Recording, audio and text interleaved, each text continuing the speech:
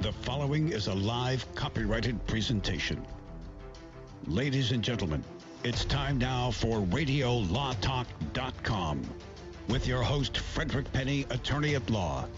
And now, RadioLawTalk.com.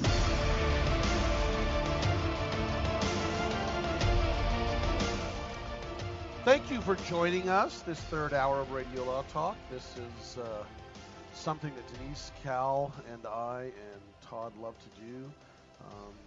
Again, we really truly do thank our listeners out there. I was at an event last night, and a couple of people told me, hey, my brother in such and such state listened to you and loves the show, and I think that's great. We really appreciate it. I'm going to say hi to the Tanners out in Canada. You know, I was gone last week, and I was in Canada. It's beautiful. I had to go back to a funeral. It was unfortunate. It was a wonderful aunt that I respect and loved, and was a wonderful person in her 90s that passed away. And it was good to see a lot of the family. I am not Canadian, but my wife's side of the family is all Canadian and from Alberta, and they listen to the show. And so shout out to the Tanners out there that listen to the show. We have a wonderful opportunity to discuss things here that are sad, that are happy, that are questionable and amazing. If you want to get involved, call us at 855 Law Radio or tweet us at Radio Law Talk. And I always say this because I get a lot of emails after our show that are great emails, and we appreciate those. So if you want to do that, that's info@radiolawtalk.com. But join us at any time. And again, we're going to do what's called a case or no case. Those of you from our new affiliate, WSGI, 1100 AM in Springfield, Tennessee, a case or no case. If you want to call in and you don't want to be on the air, you can actually call in at the 855 Law Radio and just tell them what you think, and Cal will put it on the air what you think. Or you can tweet us at Radio Law Talk. But everybody loves case or no case. Cal, get ready for the most important part of this hour, which is case or no case. Now it's time to play Case or No Case. Yay! All right, y'all. I am now going to take you to Austin, Texas, where Tiny Tina Biggs had a very nice Chevy Silverado pickup truck. Every once in a while, she drives it over something, breaks it down. But she had a good mechanic, Rooney Blunkall. He'd fix it up and everything would be cool. Well, one time, Tiny Tina ran the truck over a great big culvert, high-centered it, and cracked the transmission housing, and therefore the transmission had to be either replaced or the parts swapped out into a new case. Rooney said he could do that, or he could just put in a new transmission, or I can go find a wrecking yard case and put all the parts in. But either way, it's not going to be cheap. Going to be $2,400 plus to swap the parts over, and a little over $3,000 for the new tranny if you want to go that way. So Tina said, yeah, put in the new transmission. She signed all the paperwork. Rooney got to work, put in the new box, got it all adjusted and working perfectly, called Tina up and said, come and get it, Tina, and she did. Well, she tried anyway. You see, she didn't have the $3,194.62 required. She only had $2,300. She gave Mr. Blunkall the money. He said, thank you. Wrote her a receipt and said, is there anything else I can do for you? She said, yes, I'd like my truck, please. And he said, I don't think so. You want your truck? You finished paying me what you owe me. But I can't do that for 3 months, she said. Well, then it'll be right here. I need to get paid. And so Tina sought counsel because she said that Mr. Blunkall was illegally holding her truck hostage on a debt.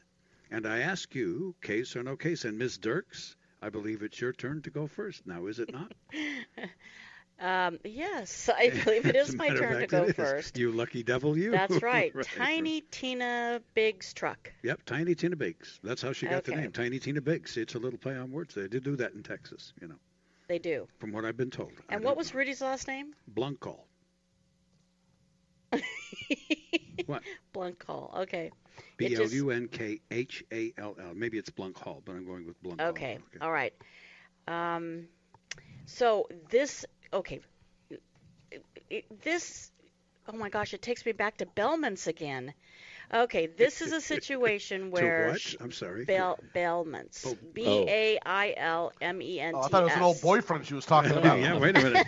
Who's that? I thought it was like a favorite bar in college or something like that. No, it's okay. First of all, was a valid contract formed? Yes. We don't know if she signed something in writing. She did. Certainly, okay. I said she signed the paperwork. That's She what I signed the said. paperwork. Okay, I didn't catch that, but okay. So it's a written obligation for him to fix a truck, and it's a written obligation for her to pay $3,000 for it. If she only pays $2,300, she hasn't finished her obligation to get the truck back, and I do think that it's okay for him to hold on to the truck until she fully pays him. In the meantime, he is a beller, if you will, of the truck. He has to make sure that he stores it in good condition, keeps it in good condition. He cannot use it, can't let other people use it. Can he charge her for storage? Potentially he could, but not likely unless it's in the writing. But he does have to hold that and keep it safe. So I'm going to say after all of that, it has to be something weird. So I'm going to say that Tina sues Rudy, and the court says, give her back the truck for some reason. Something odd has to happen.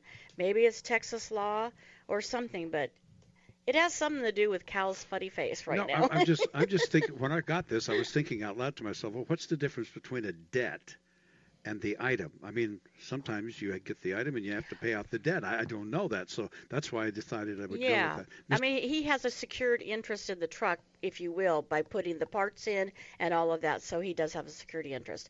I still think that Tina wins for some reason. Mr. Penny, what say you? That was so intelligent and great? over the top. Yeah. I can't even beat that. But what I do is I think about Cal. Tiny Tina Biggs and Rudy Blunkel. That's the issue. No case. You don't think people are named Tiny Tina? Tiny Tina Biggs but it's actually not Tina Biggs because you could have added the tiny. It's the Rudy Blunkel. That is not a name. No case. Don't you remember when he looked up weird names and weird things and it was a case? Like, okay. Okay. No case. But there is an issue there of, I know there are in general some states that you can't hold the person's vehicle if something's owed. So I believe that's a real case issue. I mean, real laws in states. In fact, I'm almost positive. But the Tiny Tina Biggs and the Rudy Blunkel are not such. Killing there's no me, such thing. You're killing me. Next. Todd Cunin, what say you? It's a case. She gets her car back. Case? She gets her car back. And what I'm going to say, it's something actually similar to happened to me in college. So if it's not a case, you could say based upon a real experience in that it happened to me, but you didn't know about that. Yes, it is a case. And to Denise's analysis there, I would say it would be even stronger if the writing that she signed contained within it language about what to do if the bail or if the amount is not paid, i.e. you've got to pay it before you get it. If not, we'll hang on to the truck. We'll charge interest. We'll do all of that. And if none of that is contained in the writing, if it's just, we'll just go ahead and do this and assuming there's no implied provision of the law, the guy doesn't have a right. He's basically converted it to his own property without the right to do that, so she should get her truck back. She still owes the money. She just gets her property back. That's my answer. That's smart and intelligent. That's exactly which is very rare for me. That's probably what it should be, but you didn't go into the name issue, and I did. You did. So we're going to be back, and Cal's going to tell us whether or not these guys have those real names. If they do, then they should change their name. But if not, then it's probably a real case. Hey, I want Tiny Tina Biggs' number. I if bet she's you real. do. I don't know if I want Tiny Tina Biggs' number. We'll be right back after this. You're listening to Radio Law Talk. Remind you that we are on live Pacific time, 9 to noon every Saturday. You can stream the show live at that time. We, of course, thank you for listening on your favorite radio station as well. All advertising for legal services on Radio Law Talk is strictly for the state or states in which the advertiser is licensed. For more information, go to radiolawtalk.com.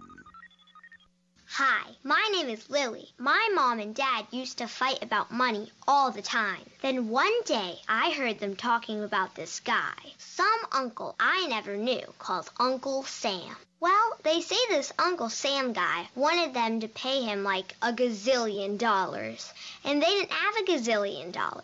So they called this company they heard on the radio called the Tax Doctor. And the Tax Doctor worked with Uncle Sam's people. I think they're called the IRS. And they were able to work it out so my mom and dad didn't have to pay Uncle Sam very much money at all. So now mom and dad are happy, and I'm happy too. Thanks, Tax Doctor. If you owe $10,000 or more to the IRS or state, call now and pay less.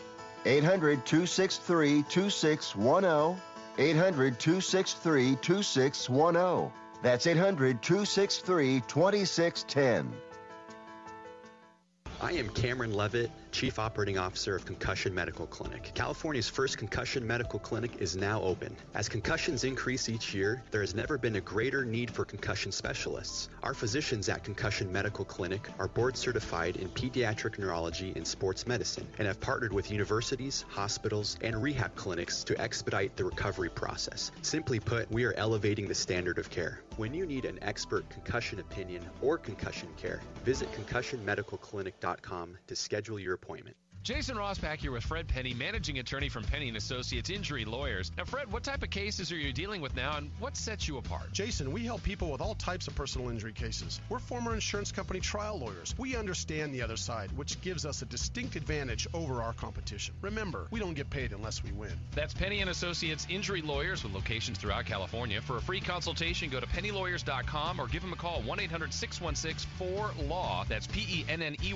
lawyers.com. This is Denise Sturks. We can represent clients in divorce, legal separation, child and spousal support, custody, termination of parental rights, step-parent adoptions, guardianships, and even conservatorship matters. Call 1-877-886-7186 for a consultation. The law offices of Denise L. Dirks provide family law services in Northern California. When the law affects your family, call 877-886-7186. The family of attorneys at Denise L. Dirks is here to help. Hi, I'm Frederick Penny of Penny & Associates Injury Lawyers. I bet you're tired of hearing lawyer commercials, so just relax and listen to music for a few seconds.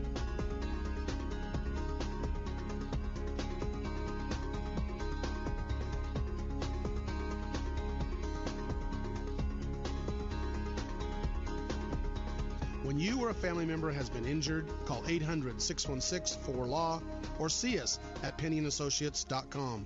See, that wasn't so bad. Most of my family, they never graduated high school or even let alone go to college, so I'm trying to break that barrier. My daughter Brooklyn was also a motivation for me to go back to school. Every day after work, went straight to school, studied hard, and it paid off. At age 26, Kareem finished his high school diploma. I could not have done it alone. I feel like if I didn't have anyone to push me, I wouldn't even bother to do it. I got one milestone down the drain, and now I got to work on the next. I see the future is really bright for me. I feel like it doesn't matter the age, as long as you go back and get it done. The high school diploma is just added to the confidence, and now I feel unstoppable. No one gets a diploma alone. You have more support than you realize. If you're thinking of finishing your high school diploma, you have help. Find free adult education classes near you at finishyourdiploma.org. That's finishyourdiploma.org. Brought to you by the Dollar General Literacy Foundation and the Ad Council.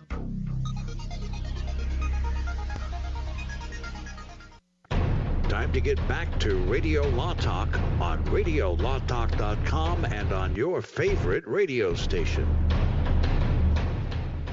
So case or no case, Cal? You think I'm the winner, or do you think I'm going to just bail on this one? Is he the winner or the chicken dinner? Well, it's a real question, isn't it? Because Fred thinks that it's all phony baloney because of the names, and I will tell you before we go any further into any detail that the names are actual names of actual litigants. So I'm just going to put litigants. That means I lost. No, I didn't say You said this. litigants. I didn't say in this case. I just said. Oh, in litigants. Oh.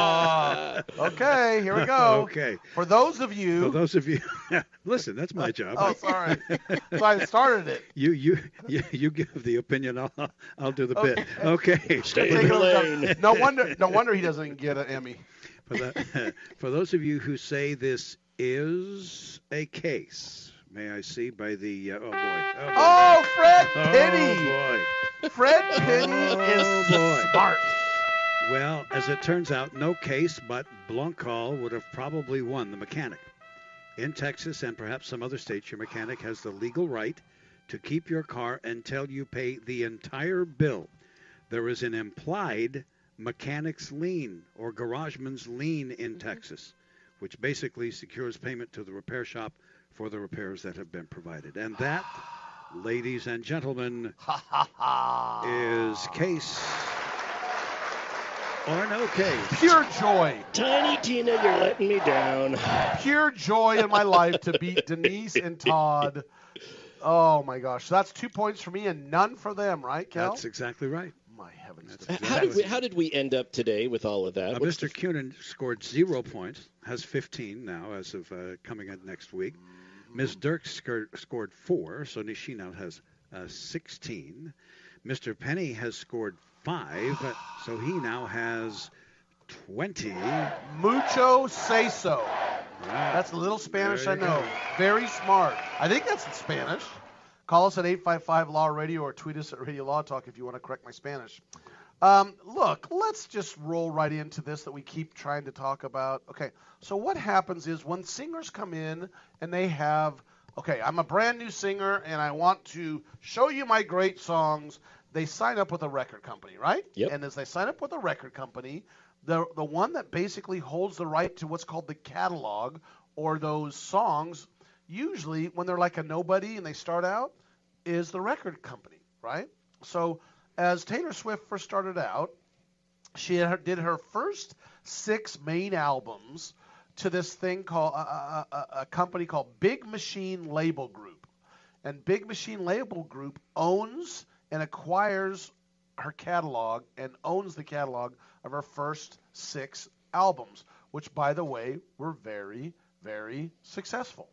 Now, so what happens is this individual by the name of, and I didn't hear about this guy until this guy comes in and he has got a couple of bucks and his name's Scooter Braun and he buys the label or the company for $300 million and takes the rights of her first 6 albums. Now there's this little thing going on, this little tiff. They're kind of bumping heads about, well, Taylor's argument is, you never really put me on notice. I wanted to, I could have bought those. Right, is generally what she's saying. And then that's the evidence that's coming out. No, you were given notice. And for some reason, I didn't know this, but her father owns part of Big Machine Label Group or owns stock in it. Mm-hmm. And he knew about it. Her dad knew about it. And so that's the big issue. Is there going to be lawsuits? This is one of the rare times we talk about something the lawsuits haven't been filed, but this is something that occurs all the time. In fact, it occurred in Prince, Jay-Z, and Janet Jackson. Someone else owned them, and they eventually got them back, but they own the actual their work. Right. Here, when she was 15 years old, her dad helped negotiate the contract.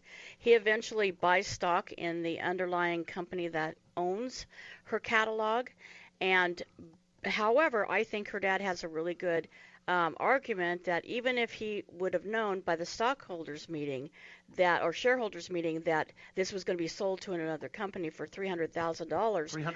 $300 million, sorry. That's right. It was a lot more than that. And but he couldn't say anything because it could be almost insider trading in a way.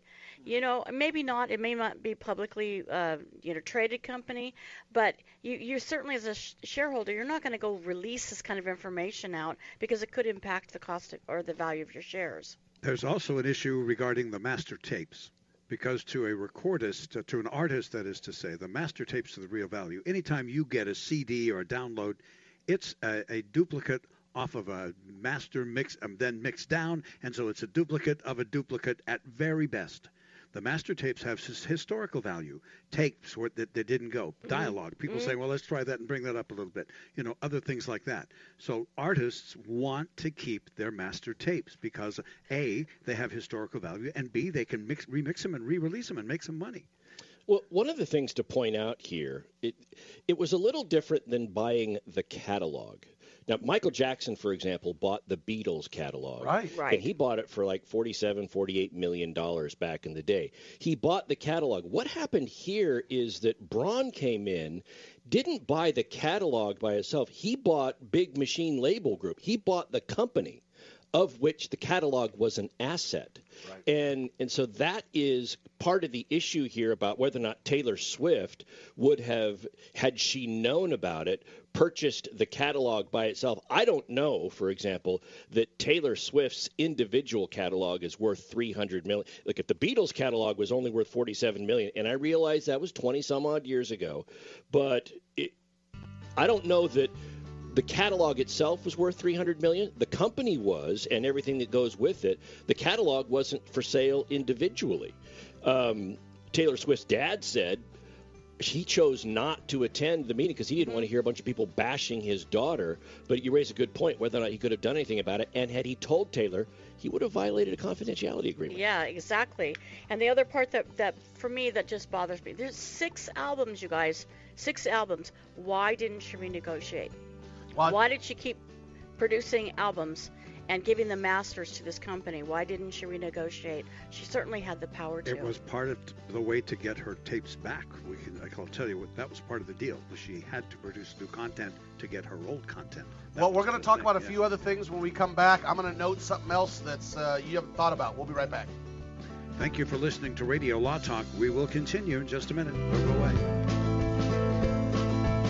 All advertising for legal services on Radio Law Talk is strictly for the state or states in which the advertiser is licensed. For more information, go to radiolawtalk.com.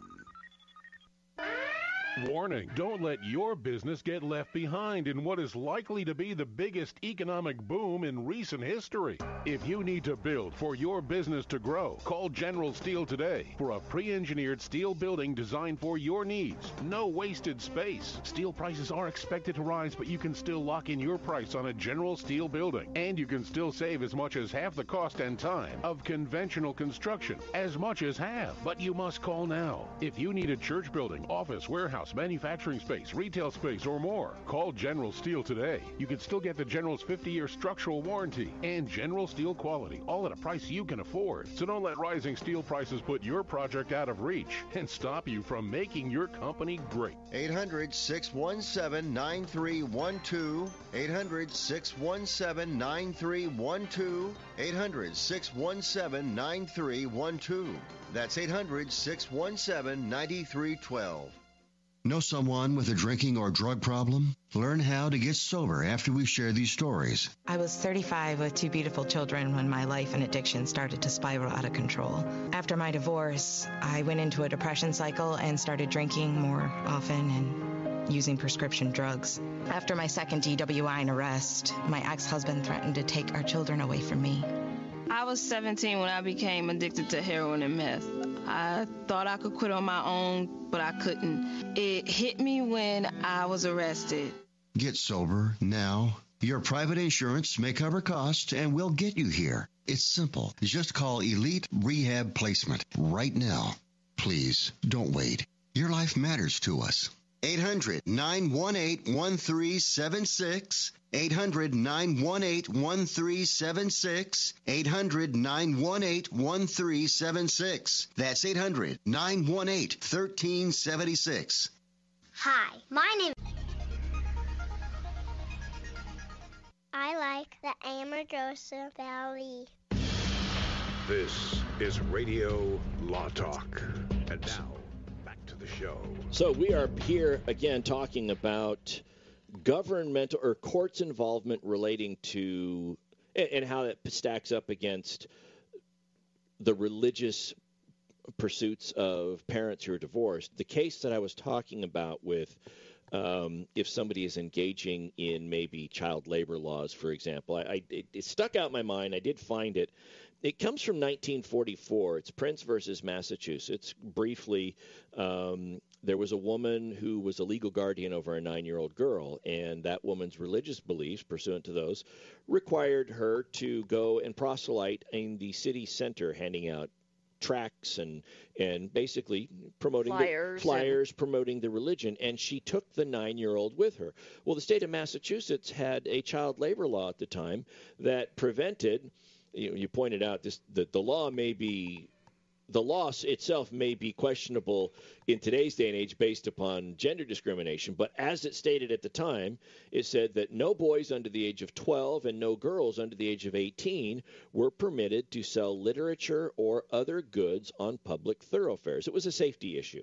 I think in today's day and age, they would probably normalize the ages and make it gender neutral, but that was the law at the time, and the U.S. Supreme Court, in a 5-4 decision, said that the prosecution of this woman for taking the 9-year-old to engage in that kind of activity that violated the labor laws was not precluded. She could be prosecuted despite the right to freedom of religion under the Constitution, that this was a safety issue for the child, and that the fact that she chose to violate the law but under the guise of religion did not prevent her from being prosecuted. 5-4 decision. That continues to be the law. So that's an example of how the courts have deemed that a child could be put in harm's way based upon a religious belief. Just one example. There are others. But right. Denise. Others would be blood transfusions. Absolutely. And so really the law started, the best statement of the law is a case called Zummo, Z-U-M-M-O. And in that case, the parents had an oral prenuptial agreement. That's very funny for me because, in California, you have to have it in writing. And they agreed to raise the child under Jewish religion, and they did for 10 years. And then the husband wanted to take the children to the Roman Catholic Church and introduce them to his religion. And he did. He was allowed to do that because the court said, quote, parents are to be free to doubt, question, and change their beliefs, and that they be free to instruct their children in accordance with those beliefs, unless the beliefs or conduct of the parent are demonstrated by competent evidence to present a substantial threat of present or future physical or emotional harm to the child. So if couple A and couple B, they get divorced, or party A, party B, they get divorced, and the guy says, well, I got this new religion I want to take the kids to. It does involve live human sacrifice, but that's okay. Yeah, there'd be an objection to that. Anything that would be traumatic, but litigation. Or not even human sacrifice. It just involves sacrifice of some type of an animal. And the litigation is going to be, where do you draw the line? Where do you draw the line as to what constitutes harm or not? And that's why we have judges and not computers sitting at the bench, because that's going to take a determination on a case-by-case basis about whether something that's harmful to the child could survive the freedom of religion clause in the Constitution, taken on a case-by-case basis. But as those cases come up, we'll go ahead and follow those. Yeah, there's a lot of cases coming up with regard to religious freedoms, and that applies to the states under the 14th Amendment, and your religious beliefs and freedoms are in the First Amendment. So that's the constitutional component to these type of cases, and they're pretty consistent. And my experience is that judges do not want to get involved in that. They're not going to say mom gets every Sunday or dad gets every Saturday because of religious beliefs. They're not going to split the time like that based on religious beliefs. They're going to let the religious beliefs of the parents dictate what the child is exposed to. Absolutely. That's it. We've got other stuff to talk about as far as law and case types are concerned, but we would be remiss if we did not mention the passing of former Supreme Court Justice John Paul Stevens. Justice Stevens served on the court for nearly 35 years and was often viewed as the court's leading liberal But I don't think that he liked that characterization. He rejected that characterization, saying, quote, I don't think of myself as liberal at all.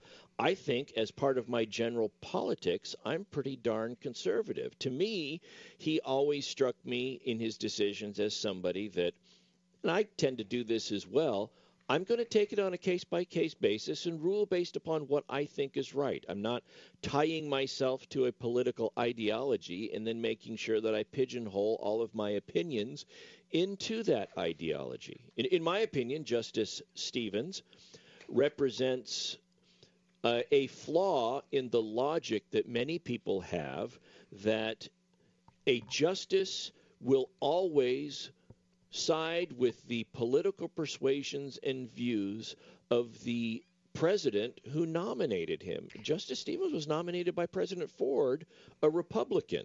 And to go from that to being viewed, despite his objection, by many others as the court's leading liberal ought to really fly in the face of the idea that if a conservative judge nominates a Supreme Court justice, that justice will always rule conservatively. Denise? He served more than twice the average of the normal tenure. He served for 35 years on the Supreme Court. That means he really did have a huge involvement in the Supreme Court and decisions that were made during that time. And a lot of times he would stand up for beliefs that were not necessarily policies of the Republican Party, but he was always well reasoned in his belief and why a case should go one way or the other. He would always be very well reasoned under the law. Justice Stevens retired from the Supreme Court in 2010 at the age of 90, passed away this year at the age of 99. And he will be missed for the wisdom that he imparted to the public even after his retirement from the bench. He was still offering his opinion, and whether you agreed with it or not. Most recently on the Judge Kavanaugh nomination, he had an opinion about Judge Kavanaugh before the proceedings started, and that opinion changed. His opinion was that he did not believe that Judge Kavanaugh should be a Supreme Court justice, and he said that he based that not upon the allegations against him, but on Kavanaugh's demeanor during the nomination process and the way he defended himself. Personally, I disagree with that viewpoint. I think that when you accuse somebody the way that Kavanaugh was accused, it's doesn't mean you can't be fair and unbiased just because you voice your disagreement. And we have seen in Kavanaugh's opinion since then that he doesn't appear to have held a grudge from all of that in how he's decided. But the beauty of our country and the beauty of what we have here is that Justice Stevens can offer his opinion, Todd Cunin can offer his opinion, Denise Dirks can offer her opinion, and the content of the opinion does not affect the right to offer it. Right, and one of the things, he did not make those comments as a sitting judge. He made them as a private citizen, and I happen to agree with him because when Kavanaugh said that this is a conspiracy of the Clintons and got into this wholehearted conspiracy theory against him, I thought he looked like he wasn't of sound mind, to be honest with you. And I think by going the political route, that was also against the demeanor of what we expect from judges. So Todd and I can be here and respectfully disagree with each other, and we both have good reasons to do so. Absolutely. I will agree that Justice Kavanaugh, in his defense of himself, certainly looked impassioned and was not taking it as the monotone. I mean, when Justice Thomas was accused of things back in the 90s, he was very monotoned and almost robotic, and certainly Kavanaugh was not. But I'm just thankful we live in a country where everybody can offer their opinions, and the opinions are all valid, and that your right to offer them is not based upon the content, but by the fact that you exist, you can talk. Right, and Justice John Paul Stevens, rest in peace. We miss you. You are our hero on both sides of this table. We're at the bottom of the hour. We'll be back after these messages, folks. You're listening to Radio Law Talk on your favorite radio station. A reminder, Radio Law Talk is live every Saturday from 9 o'clock to noon Pacific Time. So if you don't get to hear all 3 hours, all you have to do is click over to radiolawtalk.com. You can stream the show there live, or you can download our podcast, which we post usually by Tuesday of the following week. This is Radio Law Talk.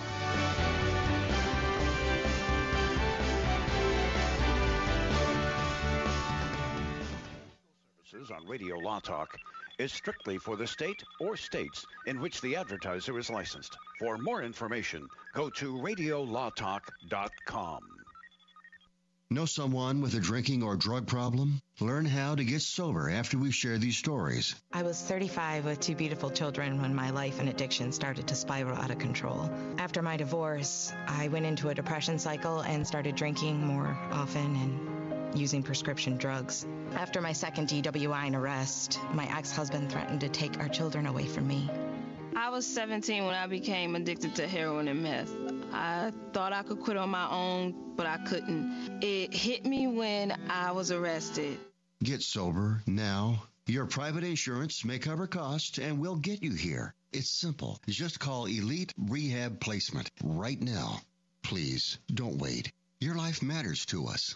800-918-1376. 800-918-1376. 800-918-1376. That's 800-918-1376. If you're one of those independent people who wants your own business and you love food service, we just might have a great opportunity for you. Iceberg Drive-Ins. Iceberg is famous for its thick shakes and delicious food. We lend you our supply chain and expertise, and you can potentially have a thriving, successful, fun business that your customers will love. Iceberg Drive-Ins has some prime areas available right now, so if you're interested, get in touch with us right away. Go to icebergdrivein.com and click on the Contact Us button. Iceberg Drive-In, ready to grow with you.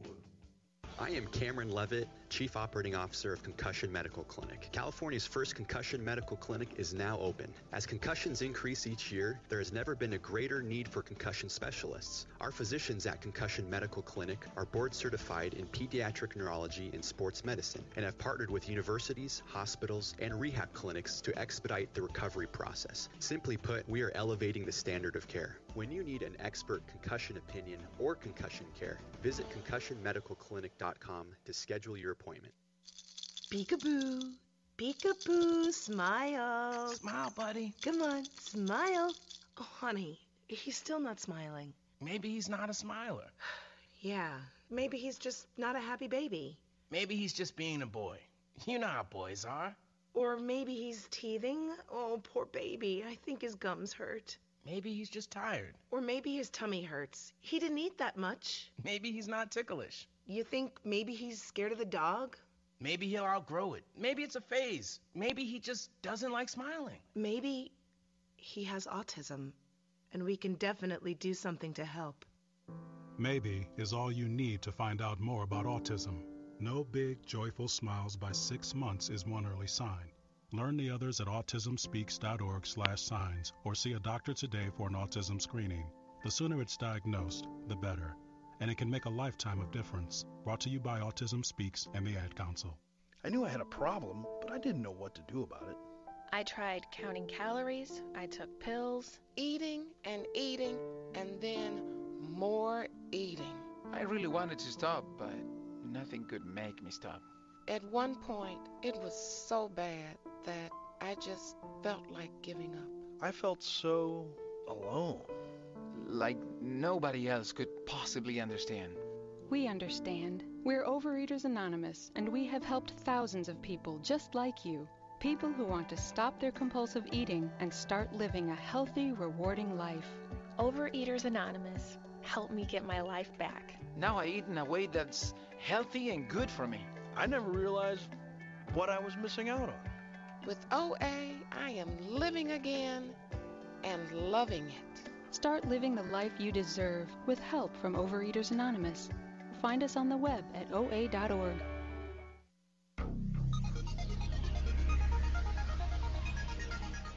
If you pay my fee, I'll take your case.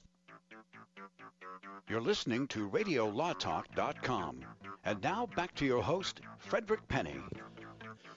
So I misspoke as we went into the break. I said we were coming up on the bottom of the hour as we were talking about Justice Stevens. No, that was the three-quarter hour mark. We're in our last segment here on Radio Law Talk.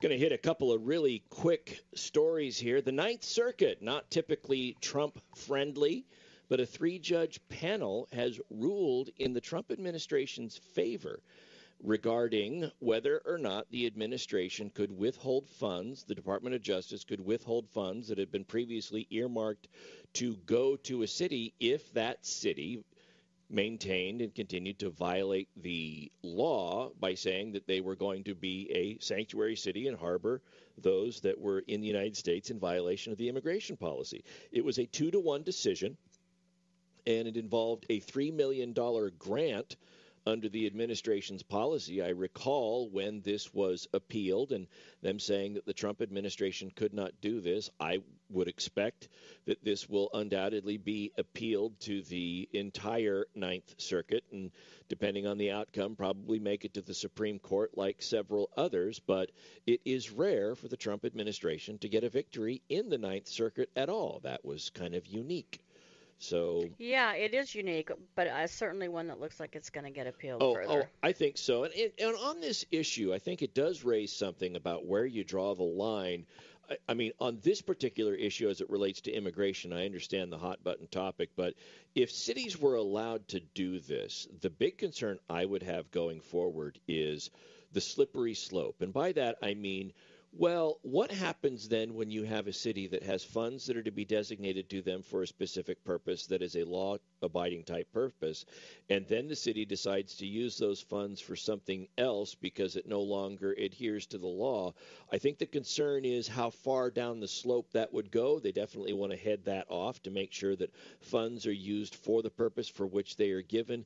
This case seems to be something that opens the door. I'm not saying that they're there yet by any stretch of the imagination, but it does raise those issues, and absolutely, this is going to be appealed. And I think would be a totally different situation if you were looking at a sanctuary state, because states' rights are a lot different than city rights. Absolutely.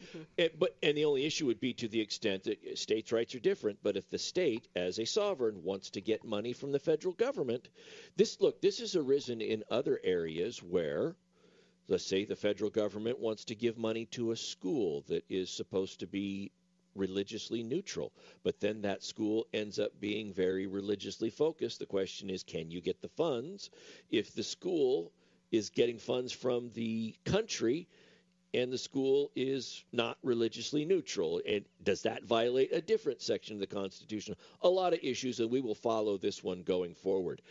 Kawhi Leonard.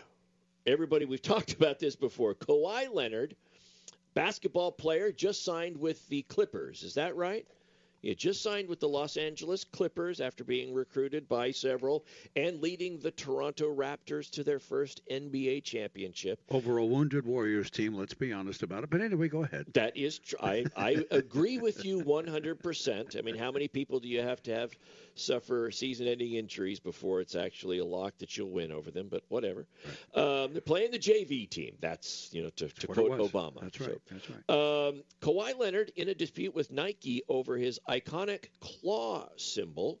The symbol, if you go to Radio Law Talk's Twitter page, we have recently uploaded a picture of not only the symbol as it currently exists on Nike products, but we also have what Nike says Kawhi Leonard originally submitted to them as his original idea for the logo. Now, how do I paint the picture here? Anybody who has children that have ever been in preschool knows that around the middle of November, as Thanksgiving is coming along, that the children engage in the oft-used art project of tracing their hand on a piece of paper and then using the thumb to be the turkey's head and beak, and then the rest of their fingers would be the back of the turkey's plumage, feathers, if you will. And that's kind of what Nike says that Leonard submitted to them for his logo, at which point they sent it to their team of experts and said, well, what can we do here? And I think Nike may have an argument if this is indeed the extent of what Leonard submitted to them. Nike may have an argument that what they ultimately came up with differs significantly enough from Leonard's original drawings that he says he spent a lot of time and consulted with experts on. Okay. and that's, I don't want to say anything about art is very subjective, but that's what he says is what he submitted. And if that's the case, Nike may have an argument. And I would like to really point out the differences because that's really what we're looking at here. Yes. The little pinky on Kawi's, that is just a blank there. And the K that he has in that one is on the middle finger started and on your pointer finger, and it extends to the thumb.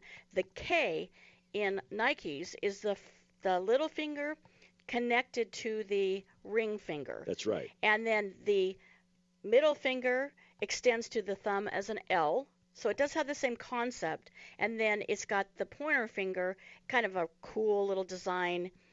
So they're really, to me, they're really different. Absolutely. So what you're saying is if you took your left hand, for example, and laid it face down, so the back of your hand is facing you, that's the description that she gave. The pinky and the ring finger form the K.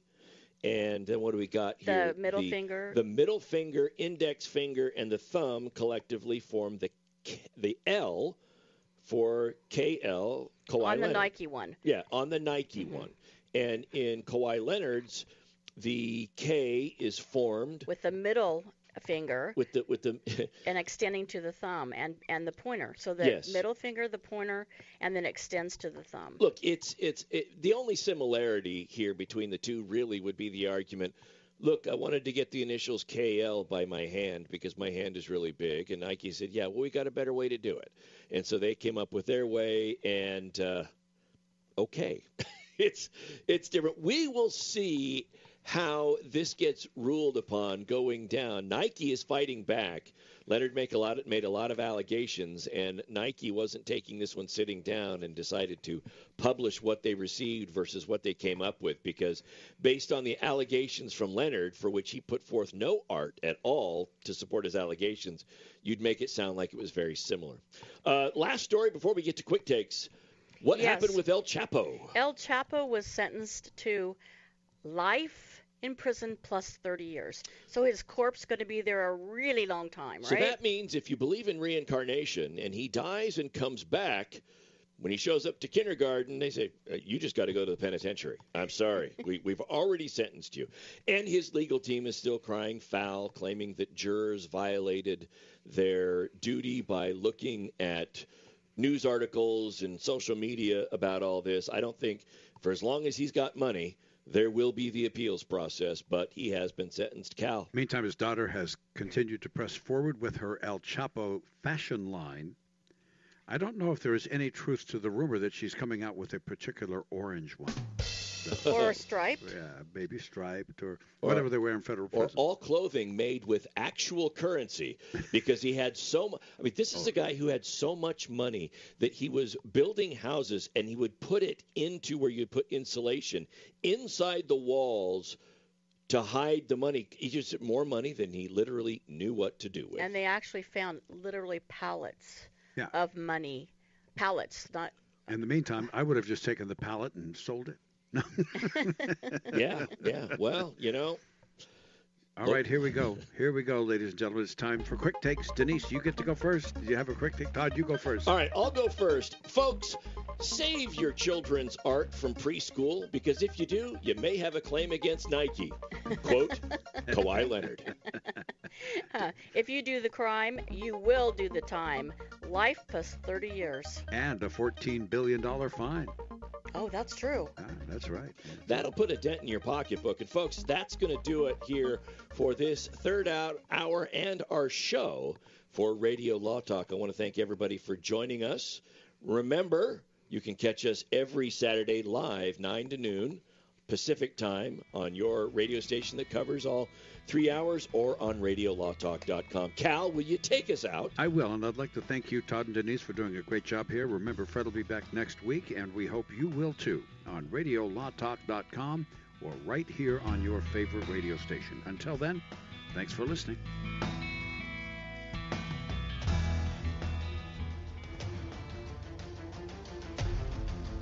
You have been listening to RadioLawTalk.com, a copyrighted presentation of Radio Law Talk Incorporated.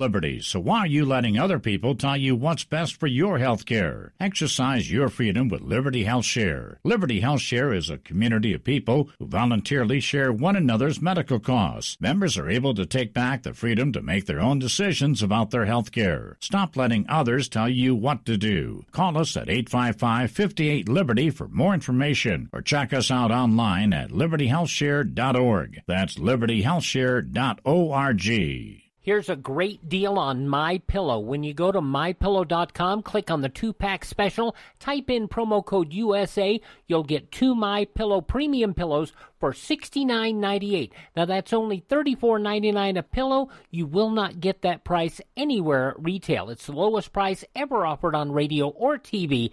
And like all MyPillow products, 10-year warranty, 60-day money-back guarantee.